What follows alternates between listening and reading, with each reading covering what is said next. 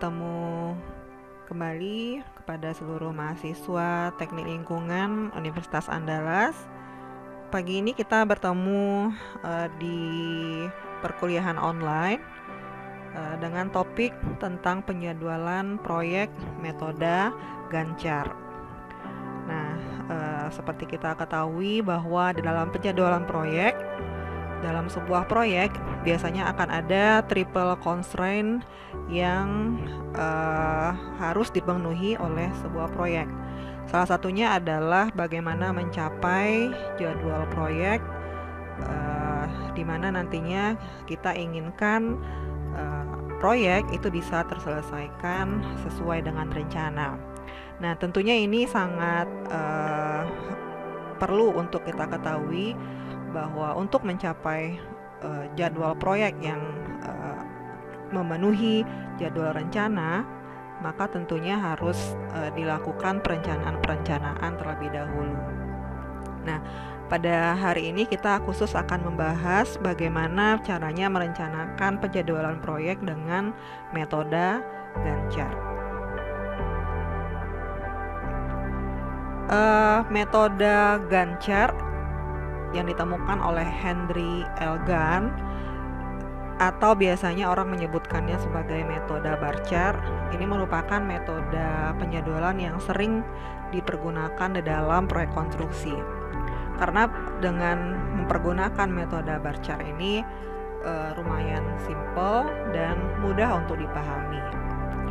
Metode bar chart atau sebuah bar chart itu biasanya merupakan suatu penggambaran dari kumpulan aktivitas-aktivitas yang ada di proyek konstruksi berikut dengan durasi atau waktu pelaksanaan pada setiap aktivitas tersebut. Nah, biasanya aktivitas itu akan diperlihatkan pada sumbu vertikal dan waktu itu akan diperlihatkan pada sumbu horizontalnya. Nah, untuk setiap aktivitas yang berada di dalam proyek tersebut itu nantinya akan digambarkan dalam suatu bar atau batang. Nah, sehingga dari batang tersebut, sisi kiri dari batang atau dari bar tersebut itu menandakan waktu dimulainya kegiatan atau aktivitas tersebut. Dan sisi kanan itu menandakan waktu atau kapan aktivitas tersebut itu selesai. Nah, sehingga kita bisa tahu semakin panjang suatu bar, maka mengindikasikan bahwa durasi dari aktivitas tersebut juga akan lama. Nah, bisa kita lihat di gambar ini, di mana suatu proyek itu terdiri atas 7 kegiatan dimulai dari prepare site, ya, paver barrier, form edge, hingga strip forms. Nah, kita bisa tahu di sini bahwa kegiatan prepare site ini merupakan kegiatan awal yang dilaksanakan. Kenapa? Karena memang prepare site ini atau penyiapan lahan ini dimulai pada skala 0 untuk horizontalnya, skala 0 untuk menandakan kapan waktu dimulainya kegiatan prepare site ini. Nah, dari sini kita bisa lihat bahwa waktu yang dipergunakan untuk pelaksanaan kegiatan prepare site ini ada 2 jam. Kemudian kita bisa lihat setelah kegiatan prepare site selesai, maka akan muncul kegiatan baru, yaitu kegiatan paver barrier. Nah, di sini bisa kita tahu bahwa kegiatan paver barrier ini waktunya ada 1 jam, sehingga nanti sampai selesai, ya, sampai dengan kegiatan strip forms itu durasi proyek ini ya adalah selama 11 jam, ya. Nah, bagaimana dengan bentuk dari bar chart yang lain? Kita lihat di slide berikut. Nah, di sini ada kegiatan proyek dimulai dari excavate atau penggalian, kemudian ada forms, footing, place rebar, place concrete, dan strip forms. Nah, di sini kita bisa tahu bahwa excavate adalah kegiatan awal, kemudian strip forms ini mungkin merupakan kegiatan akhir karena durasinya terakhir di sini adalah 18 hari ya. Jadi 18 hari merupakan durasi kegiatan pertama dari excavate sampai dengan akhir strip forms. Nah, tetapi yang uniknya di sini yang berbeda dari gambar sebelumnya adalah pada saat kegiatan excavate itu baru selesai atau baru terselenggarakan sebanyak 50% ya di sini, maka kegiatan form footings itu sudah dimulai.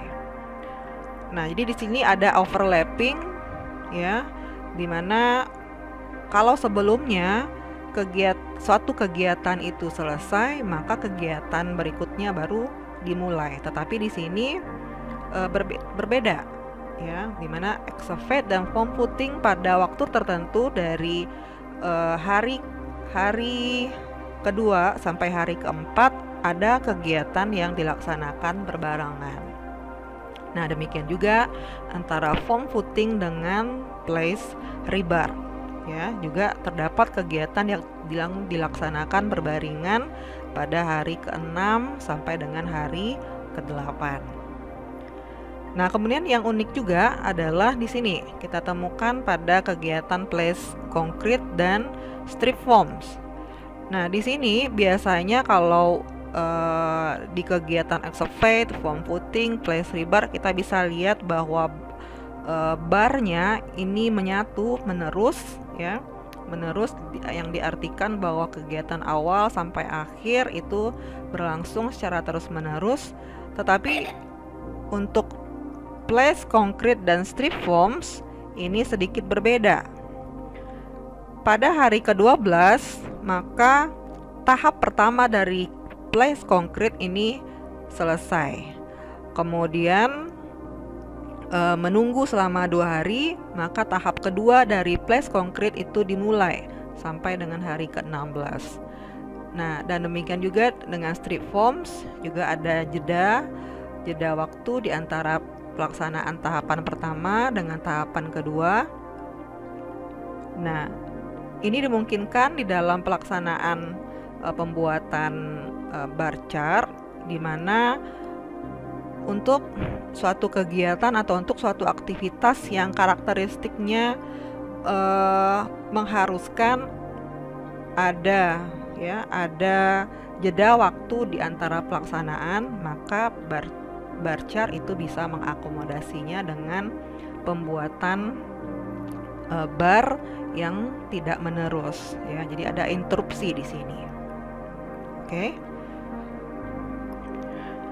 Nah, kemudian yang perlu kita ketahui juga bahwa di sini secara tradisional maka suatu bar atau batang dari suatu penggambaran bar chart itu biasanya akan merepresentasikan waktu paling cepat dimulai. Nah, sedangkan sisi kanan ini menandakan waktu paling cepat untuk selesainya sebuah aktivitas ya. Nah, berikutnya pada slide ini kita akan mempersiapkan bagaimana sebuah bar chart itu akan kita buat. Apa langkah-langkahnya? Nah, yang pertama ini adalah kita menentukan terlebih dahulu aktivitas-aktivitas apa saja yang ada di dalam penjadwalan proyeknya. Nah, bagaimana caranya kita mendapatkan aktivitas? Nah, sebelumnya kita sudah membuat ketika di materi perkuliahan sebelum UTS, kita sudah membahas tentang metode WBS, di mana metode WBS ini mendefinisikan kegiatan proyek dari hierarki paling atas sampai ke hierarki paling bawah. Nah, banyaknya hierarki atau level di sini menandakan pendefinisian suatu kegiatan dari yang terbesar sampai yang terkecil Nah, kita bisa lihat di sini sampai 4 levelnya. Nah, sehingga kita nanti bisa buatkan WBS untuk setiap levelnya, ya, untuk setiap level. Dan itu salah satu kelebihan dari metode bar chart, di mana metode bar chart itu bisa mengakomodasi untuk WBS proyek yang mempunyai banyak level. Nah, sehingga di sini nanti kita akan ketahui, ya, kegiatan-kegiatan apa saja yang ada, ya, pada setiap levelnya. Nah, kemudian setelah itu, setelah kegiatan kita tentukan, berikutnya adalah kita menentukan berapa durasi atau berapa lama waktu yang diperlukan untuk setiap kegiatan. Nah, bagaimana caranya? Caranya adalah dengan mempergunakan rumus, yaitu volume dibagi dengan produktivitas. Nah, di sini terlihat bahwa semakin banyak volume pekerjaan, ya, semakin banyak volume pekerjaan, maka durasi yang dibutuhkan mungkin juga akan semakin panjang. Namun nanti tentunya akan bergantung juga kepada produktivitas dari sumber daya pelaksananya. Nah, kita contohkan di sini adalah pemasangan pekerjaan plesteran, ya, 1 meter persegi plesteran tebal 15 cm. Nah, di sini kita bisa dapatkan koefisien dari tenaga kerja, ya. Ada pekerja, kemudian ada tukang batu, kemudian ada kepala tukang, dan ada mandor. Nah, di sini untuk menentukan produktivitas dari grup, ya, atau dari kelompok tenaga kerja ini, maka kita cukup diwakili oleh koefisien dari tukang batu. Karena apa? Karena pekerjaan plesteran ini tukang batu ini merupakan tenaga kerja utama yang nantinya akan melaksanakan pekerjaan tersebut. Nah, di sini kita bisa lihat bahwa koefisien dari tukang batu adalah 0,15 orang hari. Jadi artinya satu orang tukang batu itu bisa menyelesaikan pekerjaan plesteran tebal 15 mm itu sebanyak 6,67 meter persegi per hari. Nah, sehingga kalau misalnya kita rencanakan nantinya tukang batunya ada 2 orang yang nantinya akan bekerja, maka durasi yang dibutuhkan untuk pekerjaan plesteran ini adalah volume dibagi dengan perkalian antara jumlah tukang dengan, ya, produktivitas 1 orang tukang. Oke, kita beranjak ke slide berikutnya. Maka setelah durasi selesai kita hitung, maka tahap berikutnya adalah kita menentukan sequence, ya, dan kemudian memplot setiap kegiatan di schedule-nya. Nah, sequence itu menandakan urutan kegiatan, ya. Jadi urutan kegiatan dari awal sampai dengan akhir, ya, yang merepresentasikan seluruh kegiatan yang ada di proyek tersebut. Nah, bagaimana caranya kita tahu sequence antar kegiatan? Nah, sebagai seorang scheduler atau estimator yang baik, maka kita harus tahu karakteristik setiap kegiatan tersebut. Kapan pekerjaan tersebut akan muncul? Apakah sebelum atau sesudah dari kegiatan-kegiatan yang lain? Nah, itu yang akan kita pergunakan di dalam menentukan sequence dari suatu kegiatan. Nah, di sini bisa kita lihat contoh dari bar chart juga, ya, dimana di sini ada beberapa kegiatan dari mulai site grading, ya, kemudian ada excavation for tank, backfill for tank, tank for gas storage, hingga ke pekerjaan kanopi. Nah, ini sudah menandakan kepada sequence dari kegiatan tersebut. Nah, jadi biasanya untuk menetapkan sequence atau urutan kegiatan memang secara umum, mohon maaf. Secara umum memang kumpulan aktivitas itu akan dimulai dengan kegiatan awal, kemudian semakin ke bawah kumpulan aktivitasnya. Nah, maka aktivitas terakhir itu akan berada di bawah dari kumpulan aktivitas yang berada pada kolom vertikal. Ya. Nah, di sini kita bisa lihat bahwa setiap aktivitas itu sudah mempunyai bar masing-masing, ya. Ada yang warna biru dan warna ungu. Nah, yang biru ini menandakan bar chart rencana. Jadi artinya ini adalah schedule yang direncanakan, sedangkan yang warna ungu ini menandakan bar chart realisasi.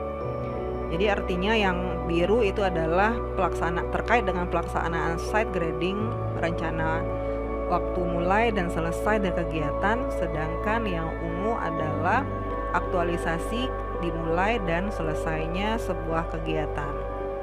Nah, sehingga kita bisa lihat di sini pada pekerjaan tank for gas storage itu kita lihat ya ada perbedaan antara bar chart rencana dengan bar chart realisasi. Kalau di rencana ini dimulai pada tanggal 7 April, tetapi pada bar chart realisasi ini sedikit bergeser. Jadi ada keterlambatan di sini. Nah, seperti tadi saya bilang bahwa panjang dari bar ini merepresentasikan kepada lamanya kegiatan tersebut berlangsung. Nah, sehingga kita bisa lihat di sini dari tampilan ini pekerjaan bangunan tambahan ini merupakan pekerjaan paling panjang. Oke. Nah, berbicara keuntungan dari bar chart ini dalam sebuah penjadwalan proyek itu biasanya karena bar chart itu cukup simple, kemudian mempersiapkannya juga mudah dan mudah juga untuk dipahami. Jadi dengan cuma melihat dari bar chart tersebut, setiap orang bisa memahami informasi apa yang disampaikan oleh bar chart. Dan bar chart ini juga sangat luas penggunaannya, tidak hanya dipergunakan di dalam penjadwalan proyek, tetapi juga bisa dipergunakan untuk penjadwalan kegiatan-kegiatan lain yang tidak bersifat proyek konstruksi. Ya, misalkan Anda mau membuat penjadwalan Anda setiap hari, kegiatan Anda dimulai dari pagi sampai malam seperti apa, ya. Kemudian atau Anda mau menyusun penjadwalan kegiatan Anda selama seminggu, maka Anda di sini bisa mempergunakan metode bar chart. Nah, kemudian keuntungan lainnya adalah dengan metode bar chart ini juga kita bisa membuat roll up atau roll down-nya dari sebuah schedule. Jadi setiap level dari WBS itu kita bisa bikinkan WBS setiap levelnya, ya.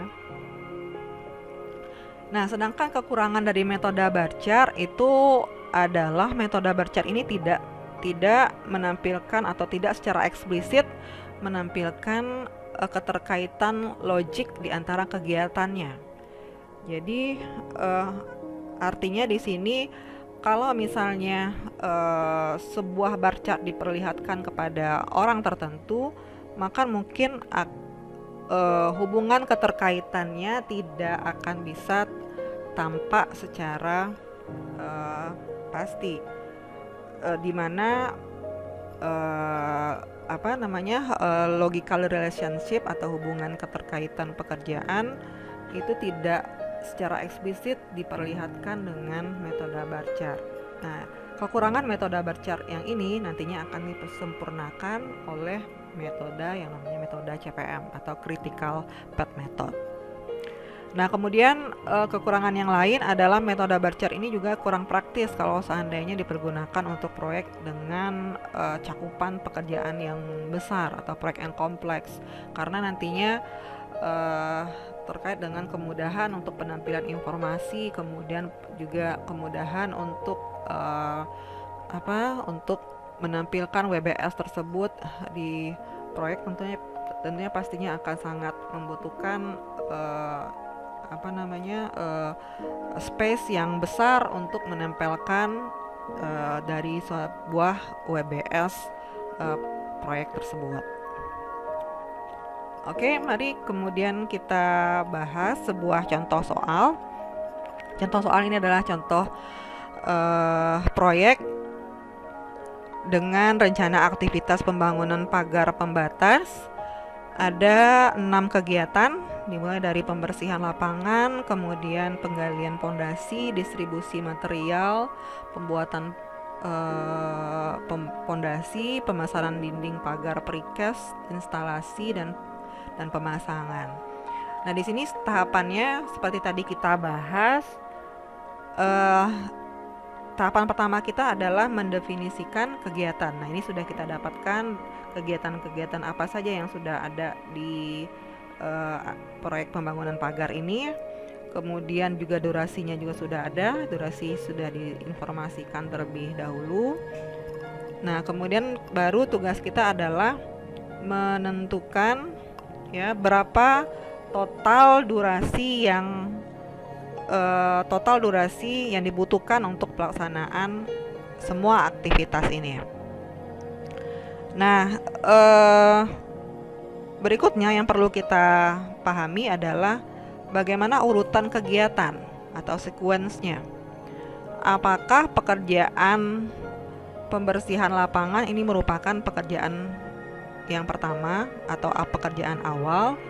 Kemudian apakah pekerjaan penggalian pondasi ini merupakan pekerjaan kedua atau kegiatan kedua setelah pembersihan lapangan?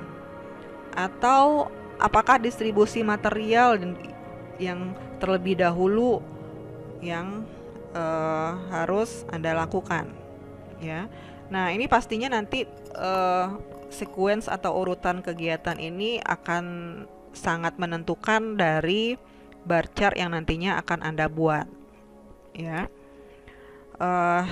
Maka di sini kita asumsikan saja bahwa urutan kegiatan yang ada di sini dari A sampai F itu menandakan urutan dari pelaksanaan kegiatan nantinya yang ada di proyek. Tapi tidak tertutup kemungkinan bahwa misalkan pemesanan dinding pagar precast itu Anda laksanakan terlebih dahulu, misalkan bersamaan atau berbarengan dengan pembersihan lapangan. Karena apa? Karena sifatnya pemesanan dinding pagar precast itu tidak terkait langsung dengan pekerjaan pembersihan lapangan, ya. Nah, kemudian nanti di sini setelah kita buatkan bar chart dengan mempergunakan software Microsoft Project Professional, maka kita bisa dapatkan, ya, bisa dapatkan seperti ini bar chartnya. Kemudian kita bisa hitung total durasi yang dibutuhkan. Oke. Nah, di sini untuk pelaksanaan ini kita mengasumsikan bahwa sebuah kegiatan itu selesai, maka baru kegiatan lain itu bisa dimulai, ya. Tetapi Anda juga memungkinkan untuk mempergunakan bar chart yang overlap, ya. Jadi artinya di sini Anda mengasumsikan bahwa Anda memiliki jumlah tenaga kerja yang mencukupi untuk melaksanakan pekerjaan berbarengan atau overlapping, ya. Oke, mungkin itu saja untuk kuliah kita hari ini. Untuk tugas lebih lanjut, maka bisa Anda lihat di portal iLearn Anda. Nah, di sana nanti akan Anda dapatkan tugas-tugas yang perlu Anda lakukan dan Anda submit sebelum pelaksanaan perkuliahan online kita pada minggu depan. Oke, itu saja dari saya. Saya akhiri perkuliahan online kali ini dengan mengucapkan alhamdulillah. Assalamualaikum warahmatullahi wabarakatuh.